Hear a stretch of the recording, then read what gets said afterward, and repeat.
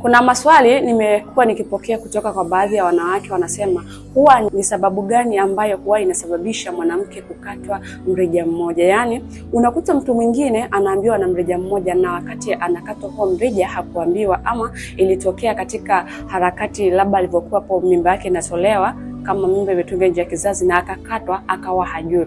Ziko sababu ambazo zinasababisha mwanamke kukatwa mrija na kubakia na mrija mmoja. Sababu mojawapo ni mrija kuziba, yaani unakuta ule mrija umeziba, hakuna namna yoyote ambayo inaweza kufanyika ili ya kuukata. Na sababu ambazo zinasababisha mrija kuziba ni kuwa na maambukizi ya PID ya mara kwa mara na bila kuyatibia kwa wakati. Lakini sababu nyingine ni mimba kutunga nje ya kizazi, yaani unakuta ile mimba imetunga nje ya kizazi kwenye mrija. Kwa hiyo lazima ikishakuwa kubwa inapaswa ule mrija, na ndio maana unakuta mrija ule unakatwa. Kwa hiyo kama wewe umeshajigundua mimba yako iko nje ya kizazi, yaani kwenye mrija, jitahidi sana itolewe mapema ili kuepukana na changamoto hiyo. Na kama unasumbuliwa na changamoto za PID mara kwa mara, hakikisha unatibu yasije yakakupata haya yaliyowapata wenzako. Naitwa Madam Bahati na nibache kuona video hii.